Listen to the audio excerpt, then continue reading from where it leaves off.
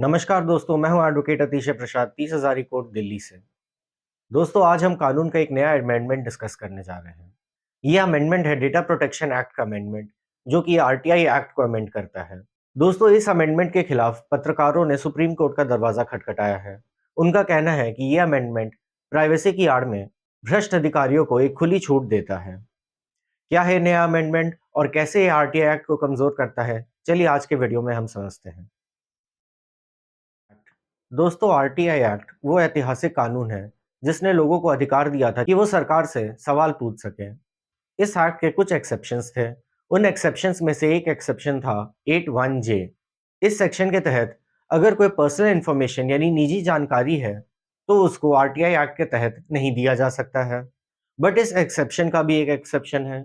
अगर वो निजी जानकारी भी लार्जर पब्लिक इंटरेस्ट में जरूरी है, जैसे कि अगर कोई बड़े घोटाले का पर्दाफाश करना है, तो इन केसेस में किसी सरकारी अधिकारी की निजी जानकारी भी आरटीआई एक्ट के तहत दी जा सकती है। अब इसी सेक्शन में डेटा प्रोटेक्शन एक्ट ने अमेंडमेंट किए हैं। तो अब हम समझते हैं कि वो अमेंडमेंट क्या है। दोस्तों, डेटा प्रोटेक्शन एक्ट है actually digital personal data protection act. इस एक्ट के तहत लोगों की प्राइवेट जानकारी को सुरक्षित किया जाता है। पर इस एक्ट के सेक्शन 44 सब क्लॉज 3 ने आरटीआई एक्ट के सेक्शन 81 जे को अमेंड किया है। इस अमेंडमेंट के तहत अब कोई भी निजी जानकारी आरटीआई एक्ट के तहत नहीं दी जाएगी। अब बात आती है लार्जर पब्लिक इंटरेस्ट के एक्सेप्शन का।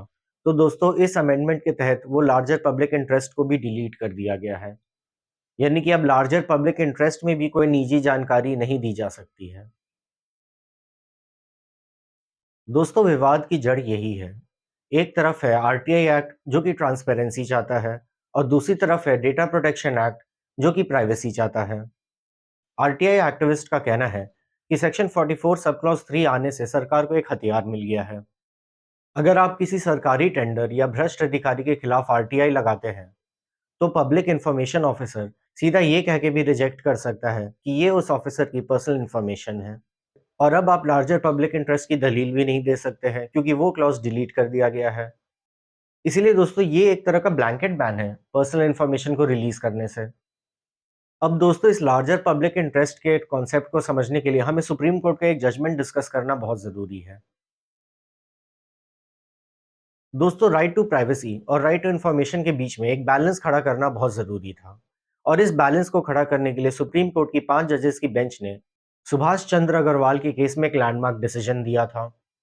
उस जजमेंट में सुप्रीम कोर्ट ने आरटीआई एक्ट के पुराने सेक्शन 81 जे को देखा था।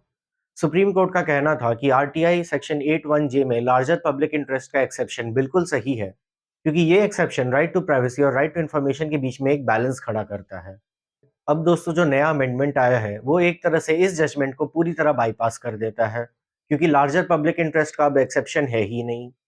दोस्तों, अब हम समझेंगे कि क्यों इस अमेंडमेंट को माननीय चीफ जस्टिस ऑफ इंडिया ने एक लार्जर बेंच को रेफर किया है, यानी कि कहा है कि इस अमेंडमेंट को एक बार जुडिशरी द्वारा रिव्यू करना चाहिए।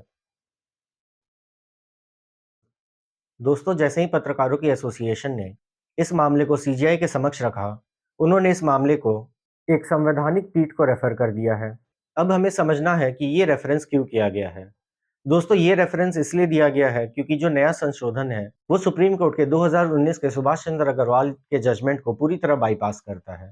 पुराना जजमेंट पुराने सेक्शन 81 जे पे बेस्ड था, और इस जजमेंट में लार्जर पब्लिक इंटरेस्ट के एक्सेप्शन को सही ठहराया गया था।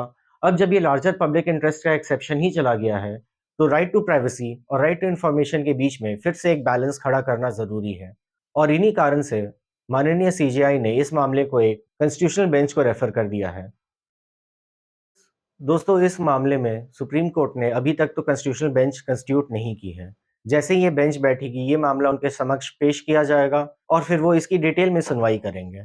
दोस्तों, आपका इस संशोधन के बारे में क्या कहना है, और खासकर आरटीआई एक्टिविस्ट का इस अमेंडमेंट के बारे में क्या कहना है, ये हमें कमेंट सेक्शन में ज़रूर बताएं। और ऐसे वीडियोज़ और लीगल अपडेट्स के लिए जुड़े रहें हमारे चैनल प्रसाद लॉ से।